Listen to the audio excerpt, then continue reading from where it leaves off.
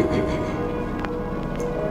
and gentlemen, I'm coming in this game as a senior citizen, but my experience makes me ambidextrous when I handle these lyrics. Get it?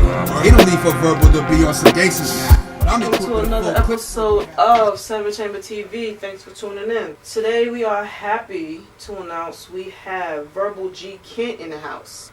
So let's jump right in. Verbal G NYS. VGK. What up? Tell us a little something about yourself. Verbal G Kent.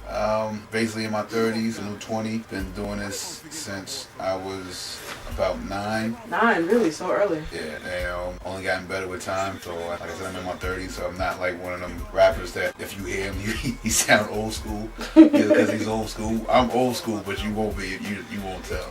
You can't tell. Unless I told you. I just told you. So. And how long would you say you've been in the game? When did you decide that you were gonna make this a career choice?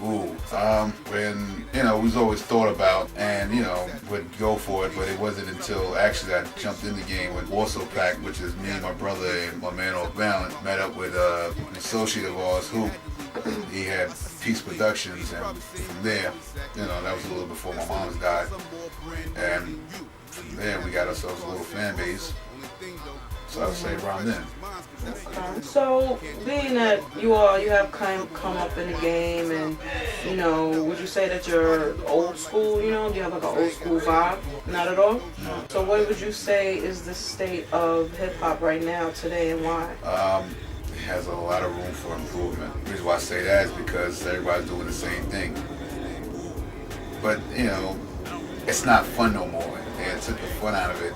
Some MCs are out there, or some rappers, should I say, are out there and trying to bring the fun back, but it's all the same thing. They just do the same thing over. I noticed you said you changed MCs to rappers. So, what is the difference for those of us out there that don't know? What's the difference between hip hop and rap, an MC and a rapper? MC, somebody who basically they had the heart, they got the feeling for the game. Not putting no feeling into it. He's just trying to make a quick buck. They know when to change his style and when not to change his style. They put their heart into it. Whereas a rapper, he or she is just no feeling in it. They're I wouldn't say clones. They're programmed. They're programmed to do what's the norm. As for an MC, that person, he's giving you him. He's gonna change. He's gonna attempt to change the game or put it in a state where he feels needs to be. As far as a rapper, he's just going along because that's where people tell him he needs to be. If that makes any sense. A lot of sense. So you're saying the MC, he brings something to the game. He's going to give you him. Exactly. The MC is going to bring something to the table. The rapper, he's just going to eat what's at the table. So would you say that's you as an artist? What do you bring to the table? Variety. Variety in what way? There's other things to talk about besides, pimping, hoeing, and money, and drugs or whatever. You can have fun at one point. You can be serious on the next point. I'm not scared to take a chance by it. As long as I can make it ill. Fearless. Jet Li all the way, baby. And you feel like that's what makes you different. That's what stands you apart. Yeah. Okay. I know that's what. It's like the millennium or the year of the downloads and the MP3s and the computer, the computer sales. And the dance kids now, and how do you feel like you can survive and come up in this day and age? And no actuality, I'm glad you brought that up. I think that's better for the artist per se, for the simple fact is the only way that the artist is going to get jerked doing something like that is if the artist jerks himself. So you feel like gives you the opportunity to be more real. Exactly, and it gives you opportunity. When you're under a label, 9 times out of 10, you're going to end up being a different person because that label decides on what kind of image they want you to be and how to sell you, how to market you. Right. You can come out thinking you want to be one way and they'll tell you, no, that's not the way it's going to be, and you'll come out totally different. You'll come out with shiny shoes on and genie pants or Jerry Curl. So Is it safe to say that Verbal will be saying independent? Verbal would love to be independent. I can't. I'm very rebellious. So if you're telling me to be one way, most likely I'm not going to stay on that label. So it's like, you know, and as soon as that person throws the money in my face and this and that third, let's be honest, I was born broke, I'm going to die broke. You know? It is what it is. It is what it is. But you're not going to snatch my soul from me. I'm not going to sell my soul to make you happy. And then I'm going to end up getting jerked in the long run anyway. Fuck you.